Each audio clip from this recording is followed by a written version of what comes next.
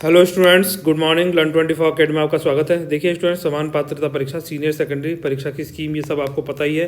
यहाँ पे ये देख सकते हैं कंप्यूटर का ज्ञान सीनियर सेकेंडरी, और ये वाला नीचे वाला ग्रेजुएशन लेवल। इसके अंदर हम क्या देख रहे हैं, ऑपरेटिंग सिस्टम। और बाकी सिलेबस हमने ऑलरेडी कंप्लीट करा के चैनल पर अपलोड कर दिया। जिसने नहीं देखा वो इसको देख लीजिए। आ जाइए, इस पर टाइम क्या वेस्ट करना है, ये सब चीज़ें आपको वैसे ही पता है।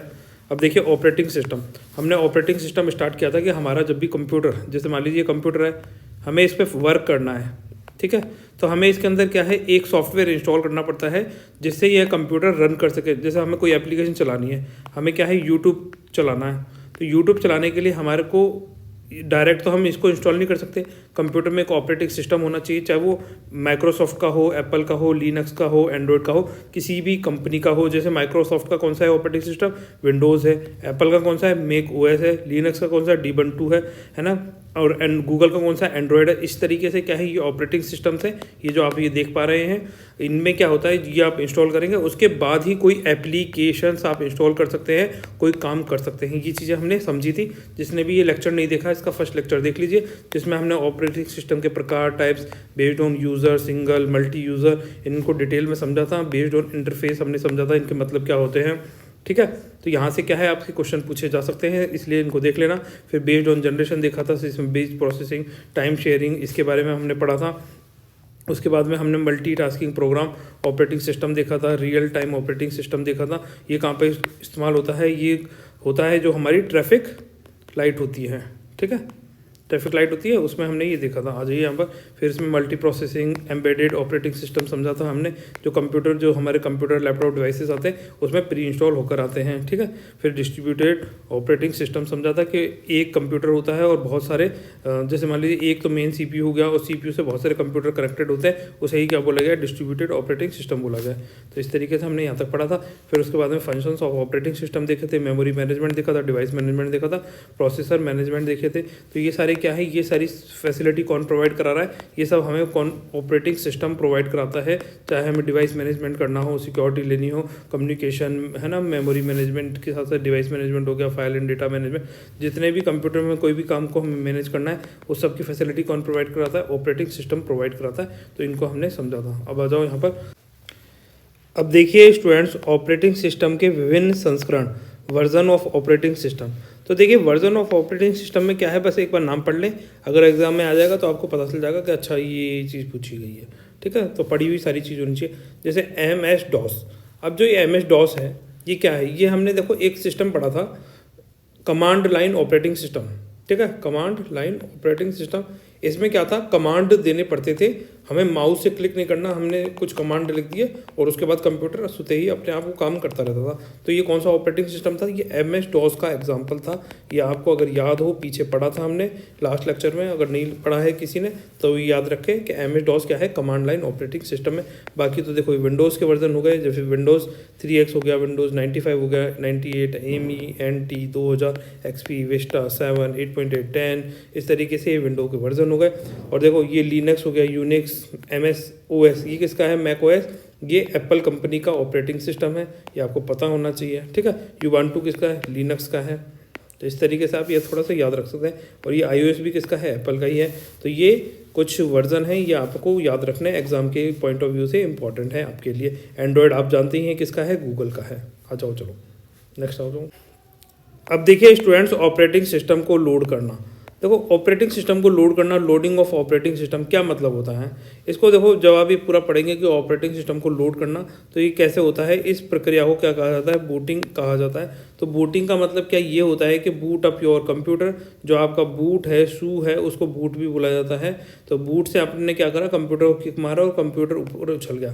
तो क्या इसका मतलब ये होता है, नहीं, इसका मतलब ये नहीं होता। ये जैसे एज एन कंटूर वर्जन है सिर्फ समझाने के लिए, ठीक है। तो इसको वापस से क्लियर करते हैं और यहाँ समझते हैं। देखो बूटिंग क्या होती है, जैसे मान लीजिए आपका ये कंप्यूटर हो गया, ये कंप्यूटर है आपके सामने, पर मैं यहाँ पर अपना कंप्यूटर बनाऊंगा।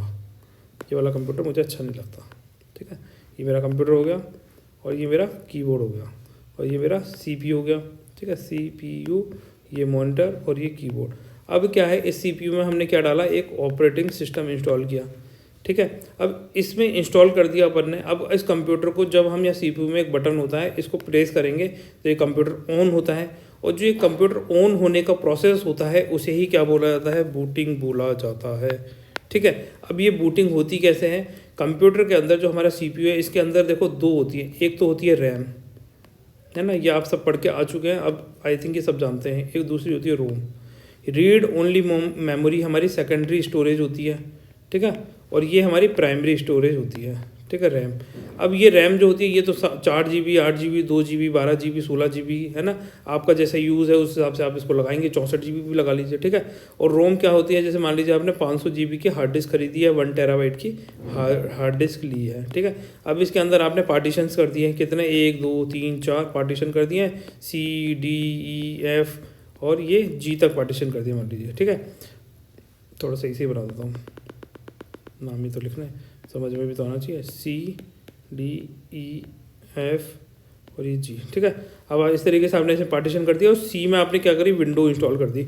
अब ये जो अब जब कंप्यूटर ऑफ कर देते हैं तो कंप्यूटर में जो विंडो है वो तो इस C ड्राइव में पड़ी हुई है, परंतु जब हम इसे ऑन करते हैं तो ऑन करने के प्रोसेस में ये जो विंडो है रोम में से निकल के किस में जाती है, रैम के अंदर जाती है, और इसी प्रोसेस को क्या बोला जाता है, बूटिंग बोला जाता है, ठीक है। अभी देखो यहाँ पे पढ़ेंगे तो समझ में आ जाएगा, और नहीं समझ में आएगा तो वापस समझा देंगे। देखो कंप्यूटर की जो सेकेंडरी स्टोरेज में संग्रहित प्रोग्राम सक्रिय स्थिति में नहीं रहता है, ठीक है। कंप्यूटर की जो सेकेंडरी स्टोरेज है क्या है, उसको बोला जाता है, रोम बोला जाता है, रीड ओनली मेमोरी, ठीक है। उसमें संग्रहित प्रोग्राम, कौन सा प्रोग्राम, ऑपरेटिंग सिस्टम की बात कर रहा है, वो क्या है, सक्रिय मतलब एक्टिव नहीं होता, ठीक है, वो अभी एक्टिव वाली पोजीशन में नहीं है, ठीक है। उसे कंप्यूटर पर चलाने हेतु उस प्रोग्राम ऑपरेटिंग सिस्टम को मुख्य मेमोरी रैम में लोड करना पड़ता है। कहाँ लोड करना पड़ता है, मेन मेमोरी बोल लीजिए या प्राइमरी मेमोरी बोल लीजिए, रैम में हमें उसे क्या करना पड़ता है, अपलोड करना पड़ता है। कैसे होगा, ये कंप्यूटर करेगा, हम नहीं करेंगे, ठीक है।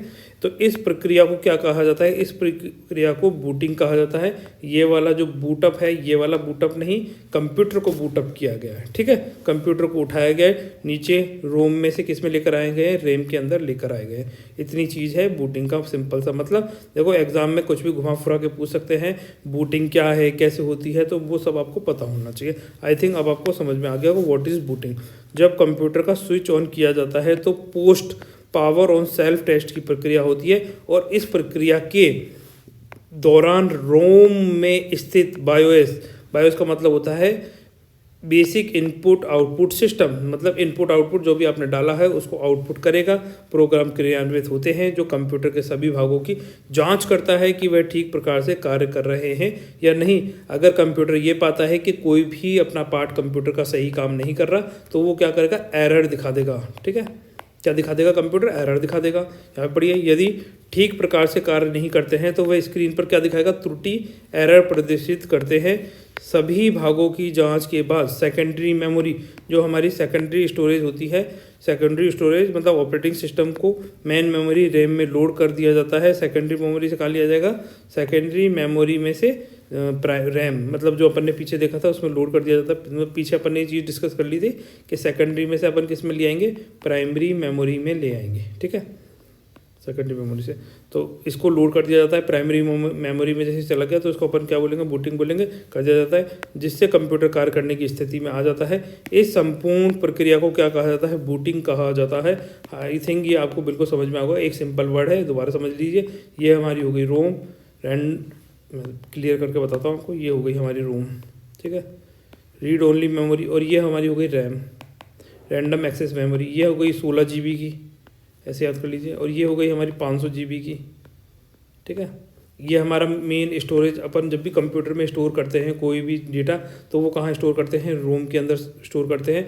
और रोम को अपन ने अलग अलग पार्टीशंस में डिवाइड किया होता है, जैसे C, D, E, F, है ना, इस तरीके से अलग अलग पार्टीशन में डिवाइड किया होता है। और किसी एक पार्टीशन में हम क्या करते हैं, विंडो को इंस्टॉल कर देते हैं। अपन ने विंडो कहाँ इंस्टॉल करी है, अपन ने C के अंदर करी है, इस तरीके से समझ लीजिए। अब ये C में जैसे ही अपन कंप्यूटर को ऑन करेंगे तो ये विंडो क्या होगी, रोम में से अपलोड होकर कहाँ जाएगी, रैम में जाएगी। रैम क्या है, हमारी मेन मेमोरी बोल लीजिए या फिर प्राइमरी मेमोरी बोल लीजिए आप, ठीक है। मेन मेमोरी या प्राइमरी मेमोरी में विंडो आती है, और ये यहाँ आने की प्रक्रिया में क्या करती है, कंप्यूटर के सारे जितने भी इक्विपमेंट्स होते हैं उन सबको चेक करती है क्या वो फंक्शनिंग पोजीशन में है या नहीं। अगर कंप्यूटर को ये मिलता है कि हाँ वो फंक्शनिंग पोजीशन में नहीं है तो वो क्या शो करती है, एरर शो करती है, त्रुटि शो करती है। ठीक है, इतनी चीज़ अगर आपको समझ में आ रही है तो बताइए, क्योंकि यही इस तरीके से कुछ भी घुमा फिरा के पूछा जाएगा, क्योंकि हमारे ऑपरेटिंग सिस्टम एक टॉपिक है कंप्यूटर में, तो हमें चीज़ें बिल्कुल बेसिक पता होनी चाहिए।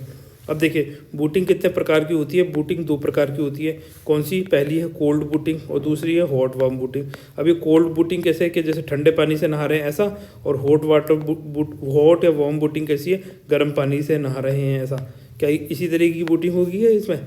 नहीं नहीं, इस तरीके की बूटिंग नहीं है। आ जाइए इसको समझते हैं। अब देखिए स्टूडेंट्स, कोल्ड बूटिंग। देखो कोल्ड बूटिंग क्या होता है। कोल्ड बूटिंग यहाँ समझिए, जैसे मान लीजिए आपको बनानी है रोटी। ठीक है, रोटी बनाना सभी जानते हैं घर में कि हमें रोटी बनाने के लिए सबसे पहले क्या होता है, एक प्लेट चाहिए। फिर हम इसके अंदर क्या है, आटा करेंगे। आटा करने के बाद पानी डालेंगे और उसको माड़ मूड़ कर इसकी लोई बना लेंगे। ठीक है, इस तरीके से इसे गूँथ लेंगे, है ना। अब ये लोई बन गई, गूँथ लिया अपने आटे को। अब आटे को गूँथने के बाद हम क्या करेंगे, बेलन चक्रा लेकर तवे पर, ये गैस रख दी, गैस के ऊपर तवा रख दिया, तवे पर ये रोटी माड़ मूड़ के यहाँ रख दिया अपने, ये रोटी है ना, ये हमारी रोटी हुई ये वाली। ठीक है, अब इसको सेक साक के फुल्की रोटी बन गई है। और रोटी बन के पकने के बाद में हम क्या करेंगे, इसको यहाँ पर एक छबरी लेंगे, ये छबड़ा लेंगे और उसके अंदर इसको रख देंगे। ठीक है, हमने अपनी रोटी यहाँ रख दी। तो हमने क्या करा, फ्रॉम बिगिनिंग, फर्स्ट प्रोसेस से लेकर एंड तक, ठीक है, हमने सारे प्रोसीजर को फॉलो किया। उसके बाद हमें क्या मिली, रोटी मिली है। ठीक है, मतलब ये यहाँ पर रोटी थोड़ी थी, यहाँ पर तो आटा था, रॉ मटेरियल था एक तरीके से हमारे पास में शुरू में। इसी तरीके से कंप्यूटर में क्या होता है, कोल्ड बूटिंग होती है। कोल्ड बूटिंग क्या होती है, जब हमारा कंप्यूटर बिल्कुल स्विच ऑफ पड़ा होता है। ठीक है, ऑफ पड़ा हुआ है, अभी ये स्विच ऑफ कंप्यूटर है। अब अपन ने क्या करा, स्विच ऑन किया। जैसे ही अपन स्विच ऑन करेंगे तो हमारे कंप्यूटर में क्या होती है, एक होती है ROM, रोम। तो रोम के अंदर होते हैं पार्टीशंस बहुत सारे, आपने जितने कर रखे हैं उस हिसाब से, C, D, E, F, G, अलग अलग पार्टीशंस बना के रखते हैं। और एक पार्टीशन में, किसी एक पार्टीशन में हम क्या करते हैं, विंडो को इंस्टॉल करके रखते हैं। अब ये विंडो क्या करती है, रोम में से निकलने के बाद में कहाँ जाती है, रैम के अंदर जाती है। ये अपन ने पीछे ही पढ़ लिया। ठीक है, और इस प्रोसेस में क्या करती है, कंप्यूटर के जितने भी कंपोनेंट्स होते हैं वो फुली फंक्शन है, काम कर रहे हैं या नहीं कर रहे, उसके अकॉर्डिंग अगर उसमें कोई दिक्कत आती है तो एरर शो कर देगी। ठीक है, अगर वो सही है तो कंप्यूटर में क्या होगा, विंडो लोड हो जाएगी और विंडो कहाँ आ जाएगी, रैम के अंदर आ जाएगी। ठीक, तो ये पूरा एक प्रोसेस हो गया। अगर ये फ्रॉम बिगिनिंग से, यहाँ पर जोर किस चीज़ पे देना है, शुरू से, फर्स्ट प्रोसेस से लेकर एंड तक जा रही है और कंप्लीट कर रही है, तो ये क्या होगी, कोल्ड बूटिंग कहलाएगी, है ना। जब बंद पड़े कंप्यूटर को स्टार्ट किया जाता है तो उस समय होने वाली बूटिंग कोल्ड बूटिंग कहलाती है। आपका कंप्यूटर यहाँ पे क्या था, स्विच ऑफ मोड में था, इस पॉइंट को याद रखना है। ठीक है, कोल्ड बूटिंग क्या याद रखना है, स्विच ऑफ मोड में था हमारा कंप्यूटर, मतलब बंद पड़ा था, हमने बटन दबाया, कंप्यूटर को स्टार्ट किया। तो इस कंप्यूटर को स्टार्ट किया, फिर उसमें विंडो अपलोड हुई, है ना, रोम में से निकल के कहाँ चली गई, रैम के अंदर चली गई। तो हमने ये क्या बोला, इसको कोल्ड बूटिंग बोला जाता है। एग्जाम में पूछा जा सकता है कि what is cold booting, what is hot warm booting. अब देखिए हॉट वार्म बूटिंग क्या होती है। हॉट या वार्म बूटिंग को कहेंगे, जैसे गर्म बूटिंग हो गई, गर्म पानी हो गया। अब ऐसे क्या है, अब आपके पास में क्या है, कंप्यूटर ऑलरेडी एक्टिव मोड में है। ठीक है, एक्टिव मतलब आप इसके कंप्यूटर पर, या आपके जैसे कंप्यूटर हो गया, कंप्यूटर अभी चल रहा है ना, यहाँ पर आपको पूरी स्क्रीन दिखाई दे रही है, कुछ काम हो रहा है इस कंप्यूटर के अंदर, और ये CPU हो गया, ये कीबोर्ड हो गया। तो अब ये कंप्यूटर का चल रहा है, आपने क्या करा, इस कंप्यूटर को यहीं से ही, जहाँ चलते हुए इसको बंद नहीं किया है। तो एक्चुअली क्या, आपके पास देखो दो मेथड है। या तो आप इस कंप्यूटर को पहले क्या करेंगे, स्विच ऑफ करेंगे, टर्न ऑफ करेंगे, प्लग निकाल के बंद कर देंगे, फिर दोबारा से स्टार्ट करेंगे, तो वो वापस से स्टार्ट होगी, तो फिर वो कोल्ड बूटिंग में चली जाएगी। परंतु अभी कंप्यूटर चल रहा है और इसी के बीच में आपने क्या दबा दिया, Ctrl+Alt+Delete। क्या दबा दिया, Ctrl+Alt+Delete। ये तीन बटनों को दबाया तो कंप्यूटर क्या हो जाएगी, रीस्टार्ट हो जाएगा आपका। ठीक है, कंप्यूटर यहाँ से क्या हो जाएगा, रीस्टार्ट हो जाएगा। और ये रीस्टार्ट होने की प्रोसेस को ही क्या बोला जाता है, हॉट या वार्म बूटिंग बोला जाता है। ठीक है, कंप्यूटर बीच में से ही रीस्टार्ट करी है आपने, हॉट या वार्म बूटिंग बोला जाएगा। कंप्यूटर को अगर फ्रॉम बिगिनिंग, शुरू से आप रीस्टार्ट कर रहे हैं तो उसे क्या बोलेगा, कोल्ड बूटिंग बोला जाएगा। अगर आपने ये दो चीज़ें याद रख ली, आपका काम हो जाएगा। देखो यहाँ पे लिखा हुआ है, जब कंप्यूटर चालू अवस्था में हो, किसी कारणवश कंट्रोल में को control plus alt plus delete की दबाकर कंप्यूटर को पुनः रीस्टार्ट किया जाता है। उस समय होने वाले बूटिंग को हॉट बूटिंग कहा जाता है। हॉट बूटिंग के दौरान पोस्ट, ठीक है, ये वाली एक्टिविटी नहीं होती पोस्ट की।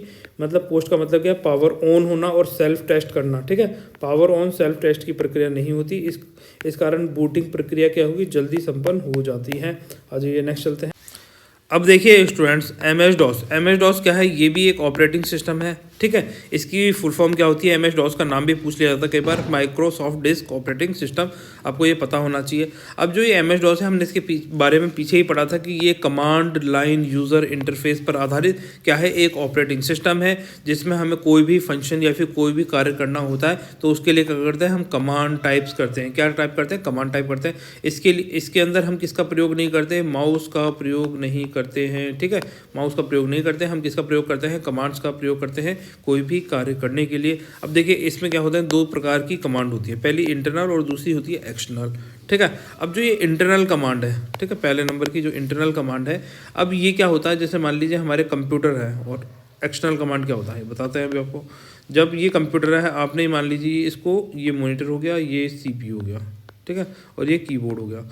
अब ये क्या है, यहाँ पे एक बटन होता है, इस बटन को जैसे आप इसको प्रेस करेंगे तो आपकी जो विंडो है ना, ये जो एम एस डॉस विंडो है, ये कहाँ होती है, ये अभी किसके अंदर है, रोम के अंदर है, रीड ओनली मेमोरी।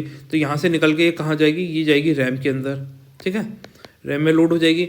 तो जब ये रोम से निकल के रैम में जाती है, तो जो कमांड रोम से निकल कर साथ साथ रैम में भी जाते हैं, इसके साथ में उन्हें तो क्या कहा गया है, इंटरनल कमांड कहा गया है ना। और जो कमांड रोम में रह जाते हैं, वो रोम से निकलकर रैम में जब ये विंडो अपलोड हो रही होती है तो इसके साथ नहीं जाते हैं, उन्हें बोला जाता है एक्सटर्नल डॉट कमांड, ठीक है। अगर ये चीज़ समझ में आ गई तो आगे चले, ठीक है। अब देखिए पहली हो गई आंतरिक डॉस कमांड, ठीक है, इंटरनल डॉस कमांड। अब ये समझ में आ गई कि जो हम रैम, जब रोम है, जब स्टार्ट करते हैं तो रोम में से निकल के किस में चली जाती है, रैम में चली जाती है, क्योंकि हमें काम करना होता है कंप्यूटर में। तो जो कमांड गई हैं वो तो इंटरनल हो गई, और जो नहीं जाती साथ में, जब अपलोड कर रहे होते हैं, विंडो को ऑन कर रहे होते हैं, उस समय की बात है, ठीक है। जब हम कोई भी काम करेंगे तो कैसे करेंगे, जब विंडो, हमें कंप्यूटर पर तो सारे काम करने, अपने घर में तो थोड़ी करना है कि झाड़ू लिया, बर्तन लिए, और ये सारी अंदर से बाहर, और बाहर से सामान घर का अंदर से बाहर, और बाहर का अंदर से घर अंदर रख लिया, ऐसा काम थोड़ी कर रहे हैं हम क्या कर रहे हैं, हम तो कंप्यूटर चला रहे हैं, तो कंप्यूटर चला रहे हैं तो कंप्यूटर से रिलेटेड कार्य करेंगे, ठीक है। आ जाओ यहाँ पर, ठीक है। अब ये देखिए, ये डॉस कमांड कंप्यूटर ऑन होने के साथ ही कंप्यूटर की मेमोरी में लोड हो जाते हैं, और कंप्यूटर के स्विच ऑफ होने तक ये कंप्यूटर मेमोरी में बने रहते हैं। कंप्यूटर की मेमोरी कौन सी हो गई, रैम हो गई, ठीक है। एक्चुअली क्या है, देखो इन डेप्थ चीज़ें पता होंगी आपको, तो आप एग्जाम में बिल्कुल कॉन्फिडेंटली हर प्रश्न को डील कर पाएंगे, ठीक है। अब यहाँ देखिए, अब जो एम एस डॉस के अंदर कौन कौन से कमांड होते हैं, थोड़े से नाम पढ़ने की, याद रखने की ट्राई करें, क्योंकि एग्जाम में अगर पूछ लिया तो आपको आने चाहिए। जैसे CLS है, ठीक है। अब CLS नाम पढ़ते ही यहाँ पे देखो, यहाँ पे पढ़ेंगे अपन CLS। अब जैसे इस कमांड का नाम पढ़ेंगे तो आपको ये याद भी होने लगा। इस कमांड का प्रयोग वर्तमान स्क्रीन को क्लियर करने के लिए किया जाता है, तो ये CLS तो याद रखना है आपको, ठीक है।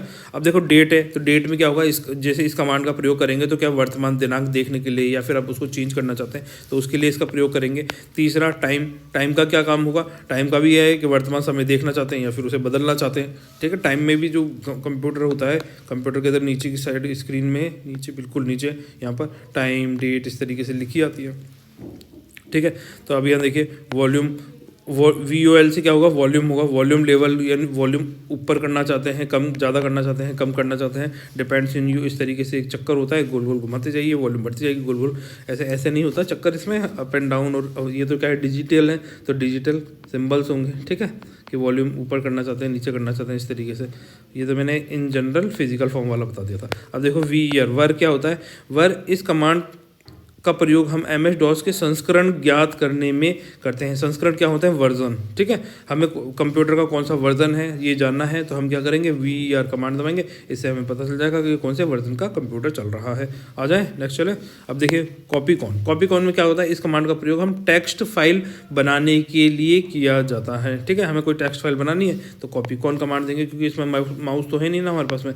टाइप, अब देखो टाइप, इस कमांड का प्रयोग हम टेक्स्ट फाइल में लिखे हुए कंटेंट को स्क्रीन पर देखने के लिए किया जाता है। रैन का क्या मतलब है, इस कमांड का प्रयोग फाइल का नाम बदलने के लिए, हमें क्या करना है, नाम बदलना है फाइल का, तो हम क्या करेंगे, REN दबाएंगे, ये थोड़ा सा याद रखना है, ठीक है।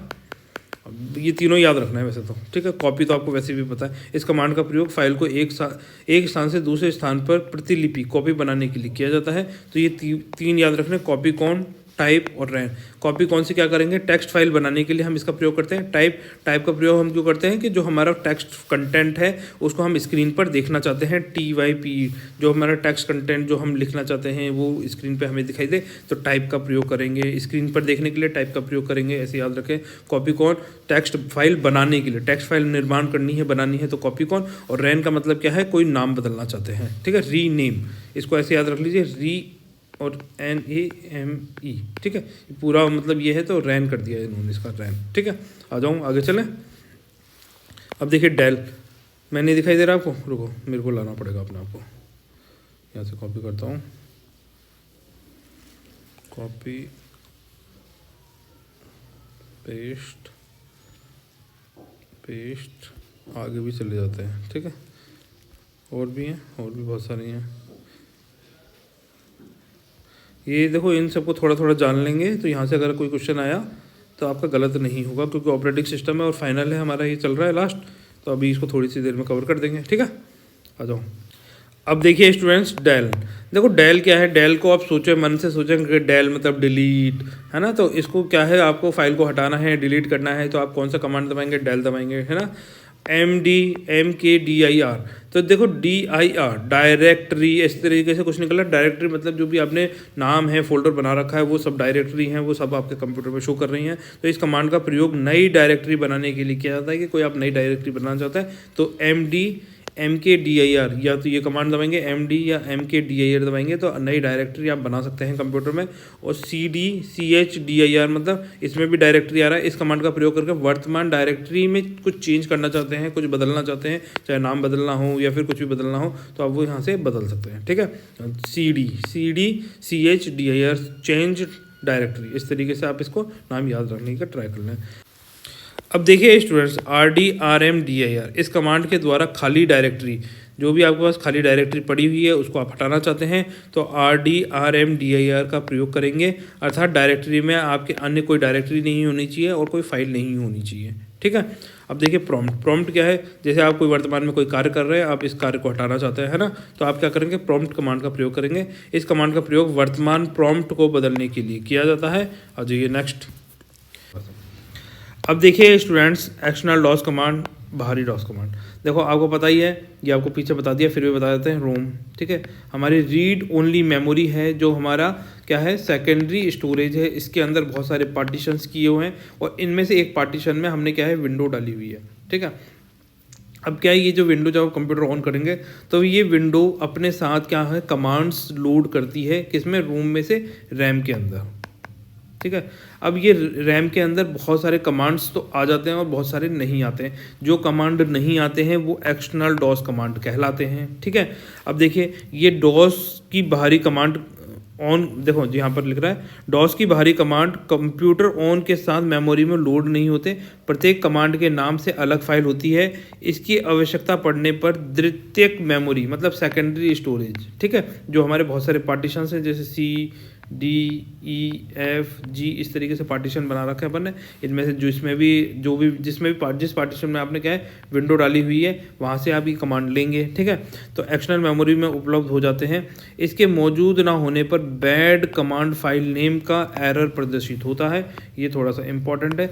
कौन सा, बैड कमांड फाइल नेम का एरर प्रदर्शित होता है, कि जब आप ये मौजूद नहीं होगा, तो यहीं से एग्जाम में क्वेश्चन बन सकता है कि जैसे मान लीजिए कि आप MS DOS में बाहरी कमांड से कुछ कमांड लेना चाहते हैं और वहाँ उपलब्ध नहीं है, तो इनमें से क्या कौन सा ऑप्शन आएगा, ठीक है। तो कौन सा ऑप्शन शो करेगा, बैड कमांड और फाइल नेम, ठीक, इस तरह का एरर प्रदर्शित कर देगा। उदाहरण जैसे फॉर्मेट, अनफॉर्मेट, एक्सकॉपी, एडिट, डिलीट, है ना, SYS, एट्रीब, ट्री, इस तरीके से एड्रेस शुरू कर देगा। यहाँ पे इतने सारे नाम है, आप देख लीजिए, है ना। अब देखिए यहाँ पे पढ़ भी लेता है अपन को। जैसे एडिट है, इस कमांड का प्रयोग हम किस लिए कर रहे हैं, MS DOS में नई टेक्स्ट फाइल बनाने या पूर्व में बनी हुई टेक्स्ट फाइल को बदलने के लिए किया जाता है, एडिट करना चाहते हैं। फॉर्मेट, इस कमांड का प्रयोग हम कब कर रहे हैं, डिस्क ड्राइव को फॉर्मेट करने के लिए, ठीक है। हमारी जो डिस्क ड्राइव है उसको फॉर्मेट करना चाहते हैं, तो हम कौन सा, फॉर्मेट कमांड का प्रयोग करेंगे, ठीक है। अब इसमें फॉर्मेट जैसे आप करेंगे तो इसमें नए ट्रैक्स व सेक्टर का निर्माण हो जाएगा, ठीक है। आ जाइए डायरेक्टरी, ठीक है। इस कमांड का प्रयोग डायरेक्टरी खाली अथवा सब डायरेक्टरी सहित को हटाने के लिए किया जाता है। डिलीट ट्री मतलब डायरेक्टरी को हटा देना है, आपको सीधे सीधे उड़ा देना है। अनडिलीट, ठीक है, इस कमांड का प्रयोग डिलीट की हुई फाइल को पुनः रिकवर करने के लिए किया जाता है। इस तरह के क्वेश्चन एग्जाम में पूछे जाते हैं कि अगर आपने कोई फाइल उड़ा दी तो इनमें से आप क्या करेंगे, अनडिलीट करेंगे। ये MS DOS के अंदर याद रखना है, ठीक है। MS DOS का कमांड है ये कि अगर आपने कोई फाइल उड़ा दी है वापस से उसको रिकवर करना चाहते हैं तो अनडिलीट कमांड का प्रयोग करेंगे, ठीक। अब CHKDSK, ठीक है, इस कमांड का प्रयोग डिस्क की जांच करने के लिए किया जाता है। ये डिस्क की स्थिति प्रदर्शित करता है, जैसे डिस्क की क्षमता, खाली जगह, भरा हुआ स्पेस, फाइल व डायरेक्टरी की संख्या, बेड सेक्टर आदि। किससे पता चलता है, CHKDSK, ठीक है। डिस्क कॉपी, अब डिस्क को कॉपी करना है तो आप क्या करेंगे, इस कमांड का प्रयोग करेंगे। इस कमांड का प्रयोग एक डिस्क की कॉपी दूसरे डिस्क में करने के लिए किया जाता है, ठीक है। ये थोड़ा सा याद रखना है। देखो बहुत ज़्यादा हार्ड क्वेश्चन नहीं पूछे जाते हैं एग्जाम में, इजी पूछे जाते हैं, पर वो हमें पता होना चाहिए। जब हमने याद कर रखे होंगे तभी तो कर पाएंगे। एक्स कॉपी, इस कमांड का प्रयोग डायरेक्टरी सब डायरेक्टरी फाइलों को एक साथ कॉपी करने के लिए किया जाता है। यह हिडन फाइल की कॉपी नहीं करता है, ठीक है। अगर जैसे मान लीजिए आपने कोई फाइल हाइड करके रख रखी है कंप्यूटर में तो उसकी कॉपी नहीं करेगा, बाकी सभी फाइलों की कॉपी एक साथ कर देगा। एक्स कॉपी फाइल का कमांड दबाएंगे तो ये सब डायरेक्टरी फाइलों को एक साथ कॉपी करने के लिए हम एक साथ कॉपी करना है तो एक्स कॉपी, और नॉर्मल कॉपी करना है तो कॉपी, ठीक है। आ जाओ आगे चलें। मोर का प्रयोग कब किया जाता है। मोर, इस कमांड का प्रयोग स्क्रीन पर सूचना डेटा को रुक कर देखने के लिए किया जाता है। आप जो भी पढ़ रहे हैं रुक के ही तो पढ़ेंगे। आपके सामने मैं एक साथ सारे पेज से ड्रैग कर दूंगा तो आपको कुछ समझ में आएगा, नहीं आएगा ना, तो हम रुक के ही पढ़ते हैं। तो वही वाली चीज़ है, मोर कमांड का प्रयोग करेंगे। अर्थात एक स्क्रीन के बाद अगली स्क्रीन तक प्रदर्शित नहीं होती जब तक कोई की प्रेस ना करे, ठीक। आप मतलब मोर आराम से धीरे धीरे, मोर मतलब मोर टाइम चाहिए आपको, ऐसे याद करें, ठीक है। एफ डिस्क, इस कमांड का प्रयोग डिस्क के पार्टीशन करने के लिए किया जाता है। और स्कैन डिस्क का कमांड है, डिस्क की जांच करने एवं मरम्मत करने के लिए किया जाता है। बैकअप आप सब जानते ही हैं, अपने फ़ोन में बैकअप बना के रखते हैं। इस कमांड का प्रयोग डिस्क पर फाइलों की कॉपी करने के लिए किया जाता है। बैकअप द्वारा कॉपी की गई फाइलें कम स्थान घेरती हैं तथा इन्हें रीस्टोर करने में काम में लिया जाता है, ठीक है। आप इनको वैसे खोल के नहीं देख सकते बैकअप वाली फाइलों को। आप जब रीस्टोर कमांड दबाएंगे तो वो उसी स्थान पे वापस चली जाएंगी जहाँ से आपने उनको पहले डिलीट किया था, ठीक है। रीस्टोर, इस कमांड का प्रयोग बैकअप ली गई फाइलों को काम में लेने हेतु डिस्क पर रीस्टोर करने कॉपी कर लिया जाता है ना। मतलब आपको रीस्टोर तो करनी पड़ेगी, पहले बैकअप बनाएंगे। बैकअप बनाने का मतलब है जैसे मान लीजिए आपका ये मोबाइल फ़ोन है, ठीक है। अब आपके अंदर इसके अंदर डेटा है, आपको बहुत सारी फ़ोटो है, सब कुछ है। तो आपने क्या किया, सेटिंग में गए, सेटिंग में जाके बैकअप ऑप्शन का प्रयोग करा तो ये सारी जितनी फाइलें हैं इनकी कॉपी कर लेगा, ठीक है। कॉपी कर लेगा, कहाँ कॉपी कर लेगा, एक छोटे से फोल्डर में इनको कंप्रेस करके, बहुत छोटी, ठीक है। अब आप इनको पढ़ नहीं सकते अभी आप इनको, आप क्या करेंगे, जब आप इस पूरे फ़ोन को डिलीट मार दिया मान लिया आपने, है ना, तो या फिर ये सब बैकअप कहाँ बनाया है, सबसे इंपॉर्टेंट बात ये, अगर आपने फ़ोन के अंदर ही बनाया और फ़ोन को फॉर्मेट मार दिया तो ये तो सारी चीज़ें उड़ जाएंगी, ठीक। अगर आपने ये बैकअप कहाँ बनाया, अपने जीमेल पे, ठीक है, अपने जीमेल पे बना सकते हैं, कोई ड्राइव पे बना सकते हैं, एक्सटर्नल ड्राइव, कोई हार्ड डिस्क पे बना सकते हैं, कहीं भी बना सकते हैं आप ये बैकअप। अब जैसे मान लीजिए आपने एक हार्ड डिस्क पे बनाया या पेन ड्राइव में बनाया, ठीक है, पेन ड्राइव में बना लिया बैकअप सारा, मतलब मोबाइल में उस टुच्ची से लगा के, वो छोटी सी आती है ना, उससे अटैच करके, आप जानते हो टुच्ची कौन सी होती है, मेरे पास यहाँ रखी है क्या या नहीं है, चलो बाद में दिखा दूँगा, ठीक है। तो अब ये छोटी सी टुच्ची होती है, उसके अंदर आपने उससे पेन ड्राइव अपने फ़ोन से कनेक्ट हो जाती है, जैसे आप पेन ड्राइव है ना आपके फ़ोन से भी कनेक्ट हो जाएगी उसकी सहायता से। तो आप जैसे मान लीजिए आपने उस टुच्ची से लगा के पेन ड्राइव लगा के और उसमें बैकअप बना लिया और पेन ड्राइव को रख दिया आपने अपने ड्रॉवर में। अब आपका फ़ोन खो जाए, गिर जाए, कुछ भी हो जाए, तो जितना आपने ये बैकअप बनाया, जब आप नया फ़ोन खरीदेंगे तो यहाँ से आप पूरी की पूरी फाइलों को क्या कर सकते हैं, री स्टोर कर सकते हैं, ठीक है। आपकी फाइलें सब कुछ सुरक्षित रहेंगी। तो ये इस काम आता है बैकअप एंड रीस्टोर। तो आज जीमेल पे बनाया तो आपको पेन ड्राइव की जरूरत है नहीं, जैसे आप वो अपनी आईडी डालेंगे या फिर ड्राइव में डालेंगे या फिर कोई क्लाउड कंप्यूटिंग के थ्रू आपने किसी स्टोरेज जो एक्सटर्नल स्टोरेज होते हैं उस पर अपलोड कर रखा है, ठीक है। तो वहाँ से भी आप अपनी फाइलों को ले सकते हैं। It just depends on you कि आपने कहाँ सेव करी है और कहाँ से आप वो बैकअप बना रहे हैं, है ना। आपने बैकअप कहाँ बनाया, कहाँ से उन्हें रीस्टोर कर रहे हैं, ऐसे, ठीक है। अनफॉर्मेट, अब देखिए इस कमांड का प्रयोग फॉर्मेट की हुई डिस्क के सभी डायरेक्टरी फाइलों को पुनः रीस्टोर करने में काम में लिया जाता है। और लेबल, इस कमांड का प्रयोग डिस्क का लेबल लिखने के लिए किया जाता है। अब जैसे डिस्क पे कोई लेबल लिखना चाहता है उसके लिए किया जाता है। अब देखिए स्टूडेंट्स, सिस फाइल ये इंपॉर्टेंट है, यहाँ से एग्जाम में प्रश्न पूछा जा सकता है, इसीलिए इसको याद रखना है। अब देखिए सिस का मतलब है सिस्टम फाइल्स। .sys एक्सटेंशन भी आपको पीछे पढ़ाए थे जब आपको एक्सटेंशंस के मतलब एक चैप्टर अलग से पढ़ाया गया था एक्सटेंशंस वाला, ठीक है, जो हमारे इसमें डायरेक्टली नहीं लिखा हुआ, परंतु वो एक्सटेंशन तो पूछे जाते हैं ना, तो इसीलिए वो सारे एक्सटेंशन आपको अलग से पढ़ा दिए थे कि आपको ज़्यादा अच्छे से उनको रिकॉल कर पाएँ, याद रख पाएँ, इसलिए, ठीक है। अब देखिए इस कमांड का प्रयोग किस लिए कर रहे हैं हम सॉरी। अब देखिए इस कमांड का प्रयोग क्यों कर रहे हैं, जो हमारी सिस्टम फाइलें हैं उनकी कॉपी करके डिस्क को बूटेबल बनाने के लिए किया जाता है, ठीक है। डिस्क कौन सी होगी, जहाँ पे भी आपने ये सिस्टम फाइलों को लोड किया है फिर आप उनको बूट करना चाहते हैं, तो इसलिए इस कमांड का प्रयोग किया जाता है। आ जाइए नेक्स्ट चलें। अब देखिए माइक्रोसॉफ्ट विंडोज़। अब माइक्रोसॉफ्ट विंडो इसके बारे में पढ़ लेते हैं। देखो माइक्रोसॉफ्ट विंडो क्या है, ये भी एक ऑपरेटिंग सिस्टम ही है, ठीक है। ये बहुत ज़्यादा दुनिया में यूज़ किया जाने वाला है क्योंकि बहुत ज़्यादा इजी है, बहुत ज़्यादा हैंडलिंग है। माइक्रोसॉफ्ट कंपनी द्वारा बनाया गया ऑपरेटिंग सिस्टम है। यह GUI ग्राफिकल यूज़र इंटरफेस पर आधारित है। यह single user multitasking operating system है। विंडोज़ OS की शुरुआत सन कौन से 1985 में हुई थी। यहीं से एक प्रश्न पूछा जा सकता है कि माइक्रोसॉफ्ट जो विंडोज़ के ऑपरेटिंग सिस्टम है इनकी शुरुआत कौन सी ईयर में हुई थी, तो 1985 में हुई थी। इसके बाद इसके विभिन्न संस्करण विकसित होते गए हैं। अभी कौन सी चल रही है, विंडो 11 चल रही है। अभी लेटेस्ट कौन सी विंडो है, 11 है, ठीक है। तो ये थोड़ा सा याद रख सकते हैं। आ जाओ। अब देखिए स्टूडेंट्स, माइक्रोसॉफ्ट विंडो।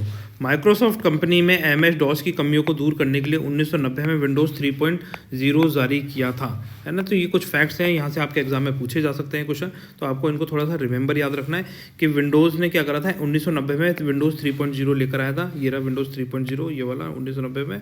ये क्या था, MS-DOS की जो कमियां थी उसको दूर करने के लिए ये लेकर आए थे। अब जो विंडोज़ के वर्जन है ये पूरे के पूरे आपको याद रखने का ट्राई करना है। जैसे विंडोज़ 1.0 ये प्रथम विंडोज़ संस्करण था जो सन कौन से 1985 में रिलीज़ हुआ था। तो यहाँ से तो क्वेश्चन बनने के चांस 100% रहते हैं, है ना। इस पॉइंट को बहुत अच्छे से याद रखना है। फिर विंडोज़ 2.0 कब आया था, 1987 में। 3 कब आया था, 1990 में। 3.1 1992 में।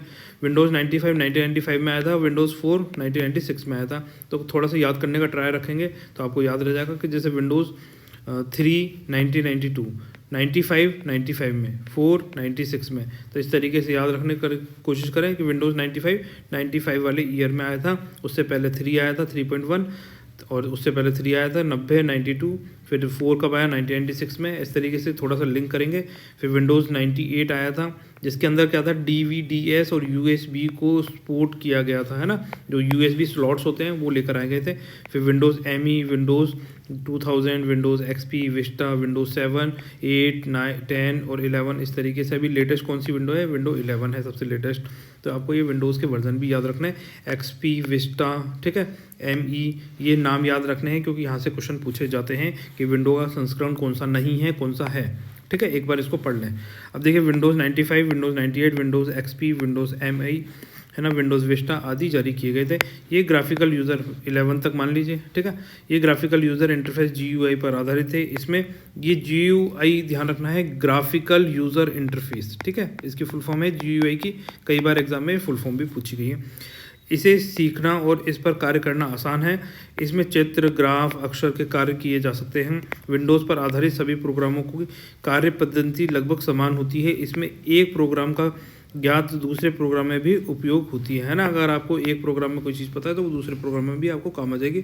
यह मल्टीटास्किंग है ना, multitasking single user operating system है। बहुत सारे टास्क कर सकते हैं, एक सिंगल यूज़र के लिए बहुत ज़्यादा उपयोगी थी। इसमें एक साथ कई कार्यक्रमों को चलाया जाता और उस पर कार्य किया जा सकता है। और ऑब्जेक्ट ओरिएंटेड सॉफ्टवेयर है। ये कैसा है, ऑब्जेक्ट ओरिएंटेड सॉफ्टवेयर का मतलब है कि आप जो कार्य करना चाहते हैं, जो चीज़ अचीव करना चाहते हैं, उस तरीके से इस सॉफ्टवेयर को डिज़ाइन किया गया है। यहाँ पर आपको बहुत सारी चीज़ें मिलती हैं। अब देखिए GUI मतलब विंडोज़ GUI पर आधारित OS है, ऑपरेटिंग सिस्टम है। इसमें किसी कार्य को संपादित करने हेतु आइकन्स का प्रयोग किया जाता है। ग्राफिकल्स मतलब ग्राफ्स में आपको आइकन्स दिखाई देते हैं। मल्टीटास्किंग आपने पीछे पढ़ लिया। माउस, इसमें माउस का प्रयोग होता है।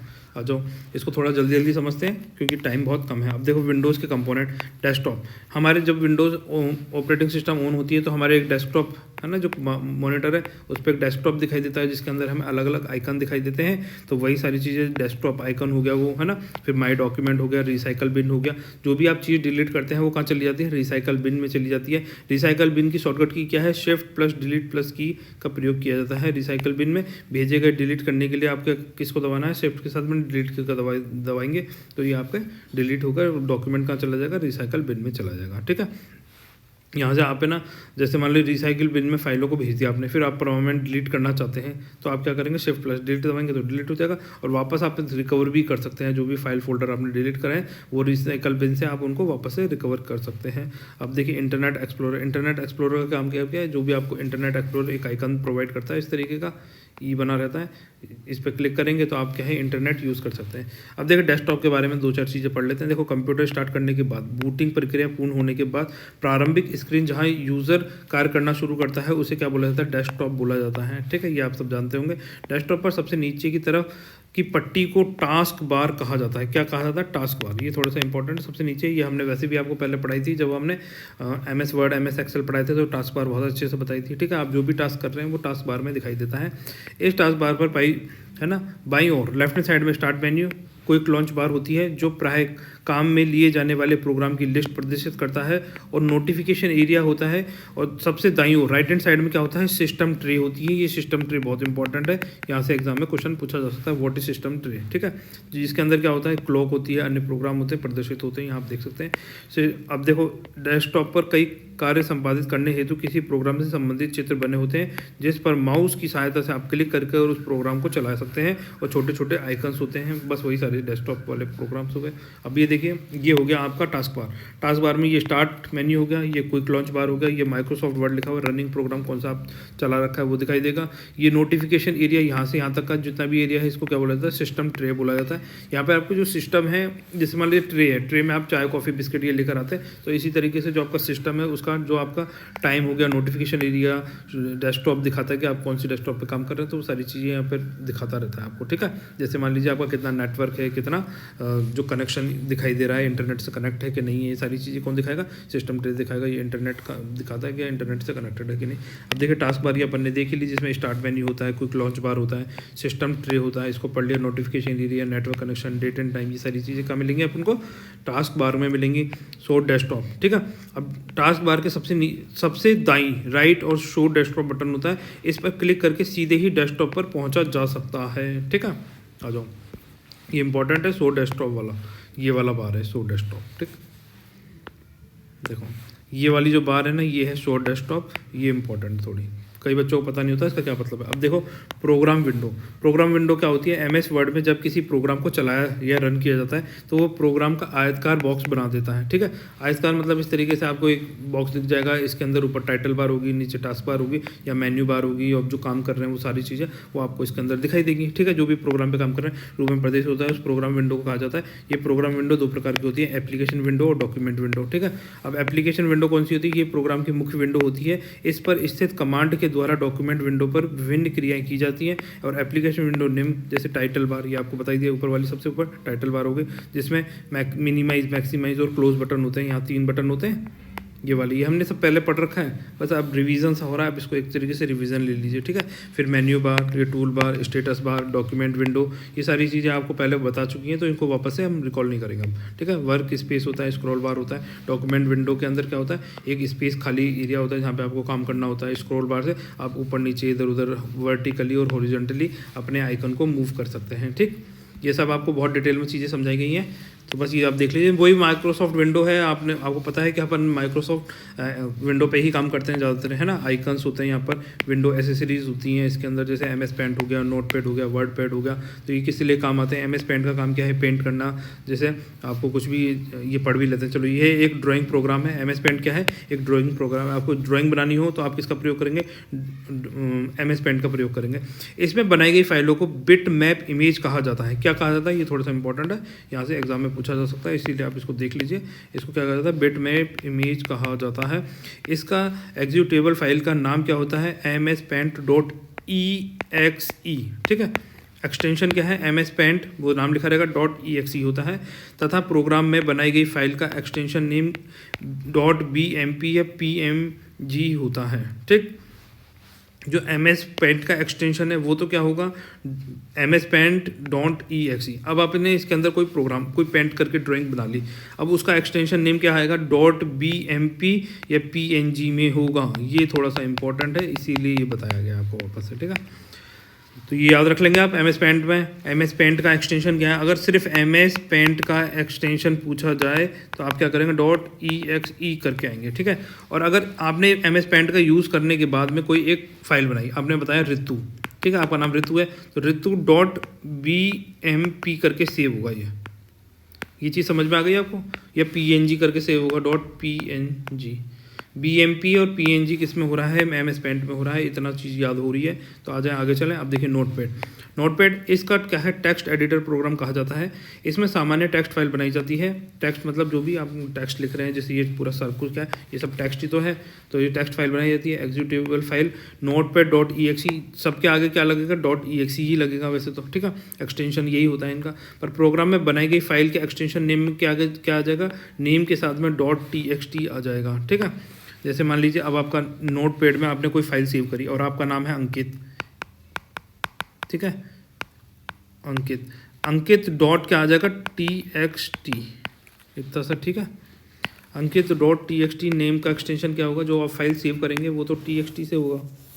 इतनी चीज़ समझ में आ रही है आपको, तो बताइए। अगर आपको हमारे द्वारा बनाए गए वीडियो पसंद आए हैं, कुछ भी अच्छा लगा हो तो बताइए, और बेकार लग रहा हो तो वो भी बता दीजिए, ठीक है। तो अभी यहाँ देखिए, यह भी टेक्स्ट एडिटर प्रोग्राम है। इसमें टेक्स्ट पर विभिन्न फॉर्मेटिंग जैसे bold, italic, underline, font, name, size, colour etcetera कर सकते हैं। इसमें बनाई गई फाइल को रिच टेक्स्ट फाइल कहा जाता है, ठीक है। वर्ड के अंदर जो भी फाइल बनाई जाती है वर्ड पैड के अंदर, उसे क्या बोला जाता है, रिच टेक्स्ट फाइल कहा जाता है। इसकी एग्जीक्यूटेबल फाइल का नाम क्या है, word.exe होगा। सबका देखो, सबका क्या है, .exe ही है, ठीक है। ये आप यहाँ पे देख सकते हैं, और ये बिट में इसका एक्सटेंशन नेम हो गया MS पेंट। ये तीनों गए, आपने क्या देखा, इनके एक्सटेंशन नेम यही है। पर आप जब भी अपनी खुद की फाइल जब सेव करते हैं तो उनका बदल जाता है, और वही याद रखता है, ठीक है।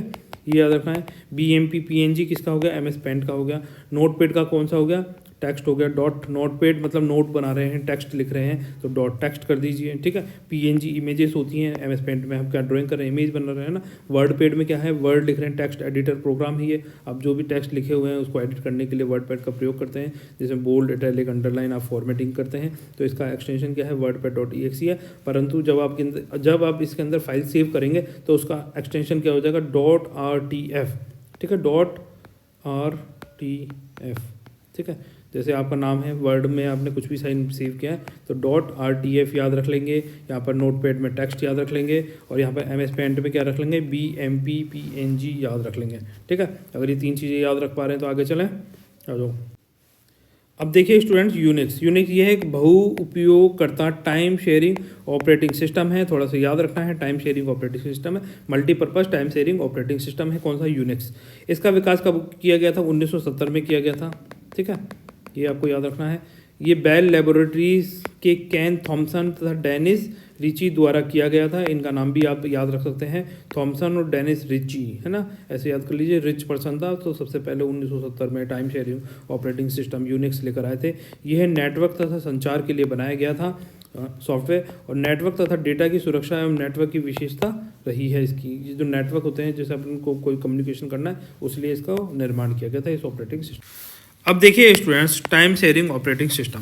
इससे पहले अपन ने क्या पढ़ा था, इससे पहले अपन ने पढ़ा था सिंगल ऑपरेटिंग सिस्टम पहले नंबर पे, फिर अपन ने दूसरे नंबर पे पढ़ा था मल्टीपल ऑपरेटिंग सिस्टम, तीसरे नंबर पे अपन ने पढ़ रहे हैं मतलब टाइम शेयरिंग ऑपरेटिंग सिस्टम। इसमें ज़्यादा कुछ नहीं है, इसमें बस इतना याद रखना है, टाइम शेयरिंग ऑपरेटिंग सिस्टम में क्या होता है, इस ऑपरेटिंग सिस्टम में एक साथ कई सारे उपयोगकर्ता, जैसे मान लीजिए बहुत सारे उपयोगकर्ता हैं ये, है ना, ये सारे एक साथ क्या है, कंप्यूटर पे काम कर रहे हैं, है ना, तो इन्हें क्या कहा जाएगा, टर्मिनल कहा जाएगा, ठीक। अब देखिए इंपॉर्टेंट फैक्ट, लिनक्स विंडोज़ के समान एक शक्तिशाली ऑपरेटिंग सिस्टम है ना। लिनक्स क्या है, जो हमारा माइक्रोसॉफ्ट विंडो है उसके समान ही एक शक्तिशाली ऑपरेटिंग सिस्टम है, परंतु ये मतलब मुफ्त में फ्री ऑफ कॉस्ट उपलब्ध है, फिर भी इसका यूज़ बहुत कम हुआ है। जबकि जो विंडोज़ है ये कैसे आता है, इसके लिए शुल्क मतलब जो आपको पेमेंट करनी पड़ती है, ये ज़्यादा फेमस नहीं हो पाया, और माइक्रोसॉफ्ट विंडो ज़्यादा फेमस हो गया, इसलिए वो पैसे भी चार्ज करने लगा। इसके बावजूद लिनक्स का प्रचलन सीमित है। आ जाइए नेक्स्ट चलें। अब देखिए स्टूडेंट्स, लैंग्वेज ट्रांसलेटर। देखो लैंग्वेज ट्रांसलेटर, जैसे मान लीजिए मैं हिंदी बोल रहा हूँ, ठीक है, आप हिंदी नहीं समझते तो आप क्या करेंगे, लैंग्वेज ट्रांसलेटर रख लेंगे इंग्लिश में समझने के लिए। अगर जैसे मान लीजिए आपको इंग्लिश नहीं आती है, सिर्फ आपको चाइनीज़ आती है, तो आप क्या करेंगे, या तो हिंदी आती है या चाइनीज़ आती है, आपको इंग्लिश नहीं आती है और बंदा इंग्लिश में बोल रहा है, तो क्या होगा, लैंग्वेज ट्रांसलेटर रख लिया जाता है जो एक लैंग्वेज से दूसरी लैंग्वेज में आपको कन्वर्ट करके बताता है। अब ऐसे ही क्या है, कंप्यूटर में भी क्या है, कंप्यूटर सिर्फ केवल मशीन भाषा को समझता है। कौन सी भाषा को, मशीनी भाषा को समझता है। और ये जो मशीन भाषा है किस में लिखी होती है, मशीन भाषा लिखी होती है 0101 के कोड में लिखी होती है। कई बार एग्जाम में क्वेश्चन पूछा गया है, तो आपको बहुत अच्छे से याद रखनी है। मशीन भाषा किस में लिखी होती है, 0101 कोड में लिखी होती है। और इस लैंग्वेज को समझ पाना बहुत ज़्यादा डिफिकल्ट होता है, इसीलिए हमें क्या है, लैंग्वेज ट्रांसलेटर का यूज़ करना पड़ता है। तो हम क्या करते हैं, प्रोग्राम जो हम लिखते हैं, जो भी प्रोग्राम बना रहे हैं कंप्यूटर में, उसको कौन सी लैंग्वेज में लिख लेते हैं, उच्च स्तरीय भाषा में लिखकर लैंग्वेज ट्रांसलेटर की मदद से मशीन भाषा में कन्वर्ट कर लेते हैं। अब ये उच्च स्तरीय भाषा इंग्लिश में क्या बोलेंगे इसको, हाई, बताइए, लेवल लैंग्वेज, ठीक है, हाई लेवल लैंग्वेज हो गई, उच्च स्तरीय भाषा। अब ये जो उच्च स्तरीय भाषा में अपन ने क्या कहा, कमांड से लिख लिए, फिर इसको अपन क्या कहेंगे, लैंग्वेज ट्रांसलेटर की सहायता से इसको मशीन लैंग्वेज 0101 के कोड में कन्वर्ट कर देते हैं। अब देखिए इसके लिए हम किसका इस्तेमाल करते हैं, असेंबलर। असेंबलर क्या करता है, ये क्रियान्वित है ना, ये क्रियान्वयन से पहले असेंबली भाषा या निम्न स्तरीय भाषा, अपन ने जब कंप्यूटर जनरेशन पढ़ी थी तो अपन ने पढ़ी थी असेंबली लैंग्वेज। तो प्रथम जनरेशन ऑफ कंप्यूटर्स में हमें कौन सी लैंग्वेज देखने को मिली थी, असेंबली भाषा देखने को मिली थी, जो लो लेवल लैंग्वेज भाषा को मशीन भाषा में परिवर्तित करता है। तो ये कौन सा हो गया, असेंबलर हो गया, ठीक है। पहला कौन सा हो गया, असेंबलर हो गया। असेंबलर क्या करता है, लो लेवल लैंग्वेज को मशीनी भाषा में, मशीन लैंग्वेज में कन्वर्ट करता है। इतना याद रखना है, कौन सी भाषा, असेंबली भाषा बोल सकते हैं आप इसको, या फिर लो लेवल लैंग्वेज बोल सकते हैं, ठीक है। ये चीज़ याद रख लेंगे क्योंकि यहाँ से एग्जाम में क्वेश्चन पूछा जाता है, ये बहुत ज़्यादा इंपॉर्टेंट है, इस चार्ट में से क्वेश्चन पूछे जाते हैं एग्जाम में। अब देखिए असेंबली भाषा, असेंबलर मशीनी भाषा में कन्वर्ट होते हुए ये दिखा रहा है यहाँ पर ये डायग्राम। अब आ जाइए दूसरी, कौन सी भाषा हो गई, दूसरा हो गया कंपाइलर। भाषा क्या मतलब एप्लीकेशन हो गई है ना। अब कंपाइलर क्या है, ये उच्च स्तरीय भाषा, हाई लेवल लैंग्वेज। कौन सी भाषा, जो यहाँ पे नाम लिखा था ऊपर पहले, हाई लेवल लैंग्वेज, ठीक है। ये हाई लेवल लैंग्वेज को किस में भाषा में बदल रहा है, मशीन भाषा में परिवर्तित करता है।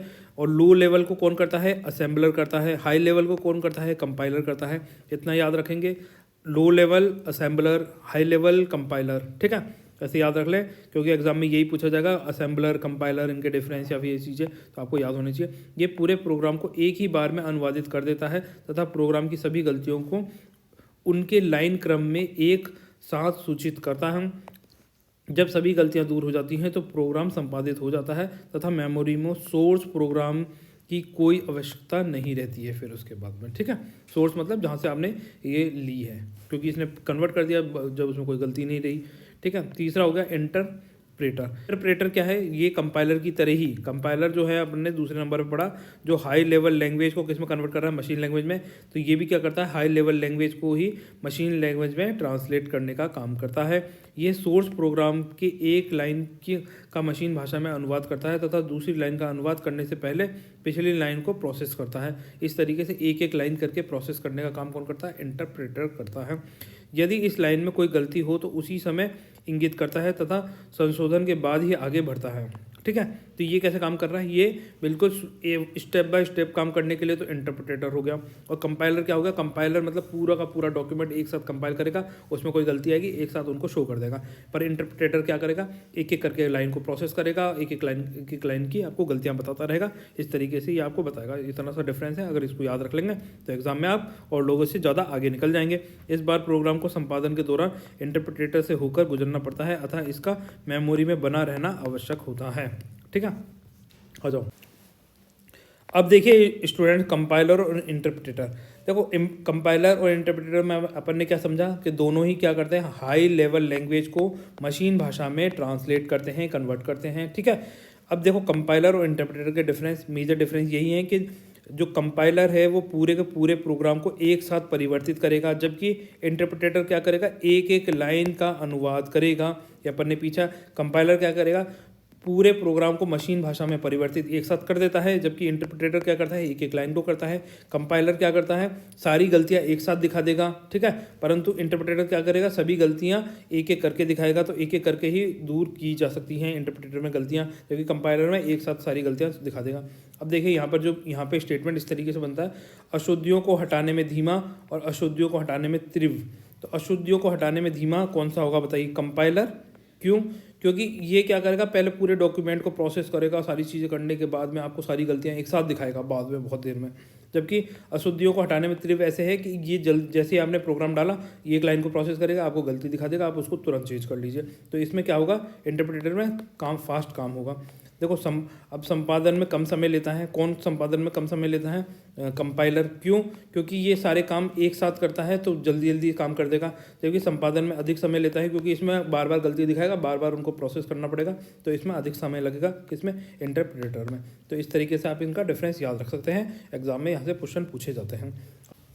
अब देखिए स्टूडेंट्स, इंपॉर्टेंट फैक्ट में देखिए फर्मवेयर क्या है, आपको लो लेवल का, ठीक है, लो लेवल का कंट्रोल प्रोवाइड कराता है कंप्यूटर के अंदर। फर्मवेयर क्या करते हैं, आपको लो लेवल के कंट्रोल प्रोवाइड कराते हैं। अब यहाँ देखिए फर्मवेयर एक तरह का क्या है, एक सॉफ्टवेयर है जो हार्डवेयर के बदले प्रयुक्त होता है तथा रोम में रखा जाता है। कहाँ रहता है, ये रोम के अंदर रहता है, हार्डवेयर के बदले प्रयुक्त होता है। अब इसमें देखो उदाहरण के लिए आप ऐसे समझ सकते हैं, जैसे आपको कुछ मल्टीप्लाई करना है, ठीक है, तो मल्टीप्लाई करने की जगह पे फर्मवेयर क्या करेगा, बार बार प्लस कर करके आपको ये आंसर रिजल्ट दे देगा, ठीक है। परंतु आपने क्या किया है, मल्टीप्लाई, परंतु ये कैसे काम कर रहा है, ये प्लस कर करके काम कर रहा है। जैसे 2 × 2 = 4 होता है, तो ये 2 + 2 करके 4 ला देगा, ठीक है। और 2 ×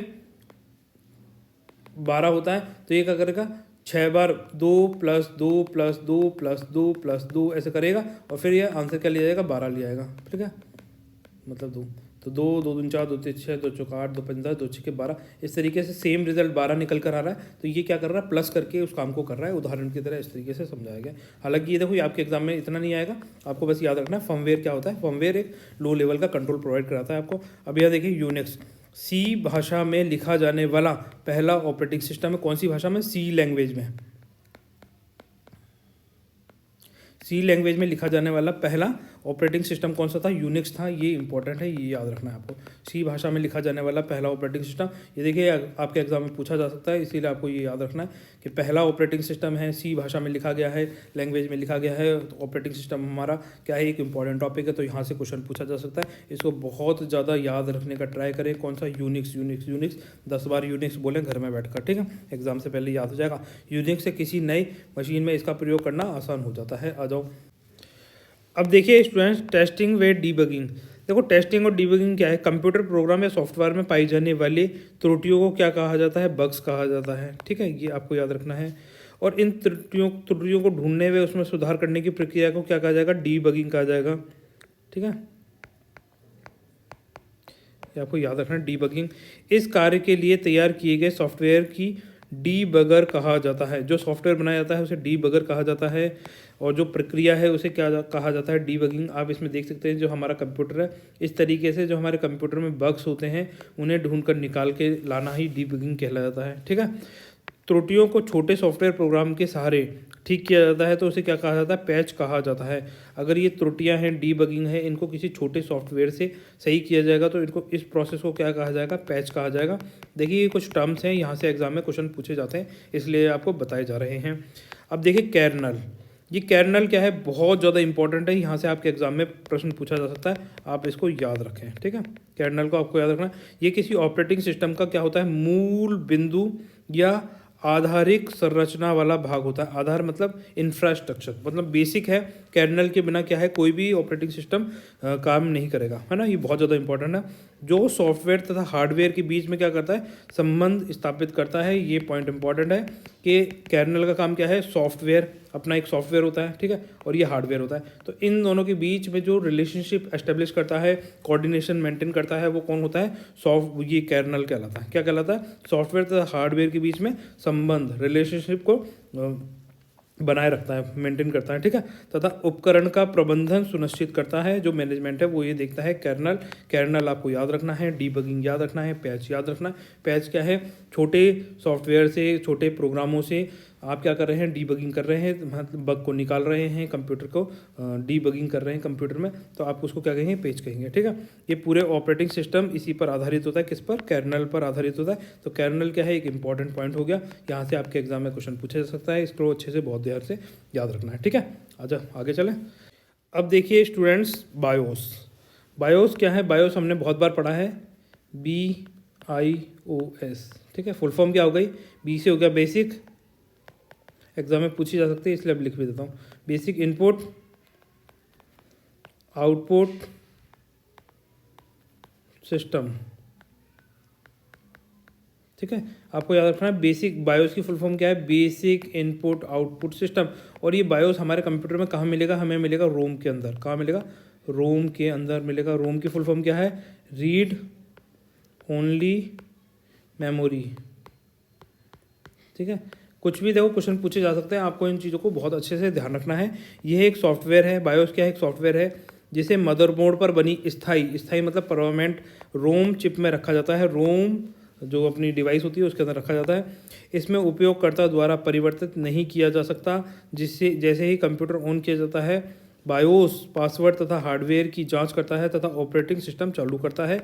ऑपरेटिंग सिस्टम को कौन चालू करता है, बेसिक इनपुट आउटपुट सिस्टम ही करता है। ठीक है, और हार्डवेयर की क्या है, जांच करने का काम कौन करता है, बायोस करता है। किसी भी तरीके से स्टेटमेंट में आपसे पूछ सकते हैं, पासवर्ड की जाँच करना, हार्डवेयर की जाँच करना किसका काम है, बायोस का काम है। ठीक है, इस तरह ये हार्डवेयर तथा सॉफ्टवेयर के बीच में क्या करता है, रिलेशनशिप डेवलप करता है, संबंध स्थापित करता है। अब देखिए पोस्ट क्या, जैसे ही कंप्यूटर ऑन किया जाता है बायोस स्वतः ही कंप्यूटर में लगे सभी उपकरण जैसे कि मेमोरी की कार्ड, मेमोरी है ना, keyboard, mouse, printer, hard disk, video display card है ना, VDC।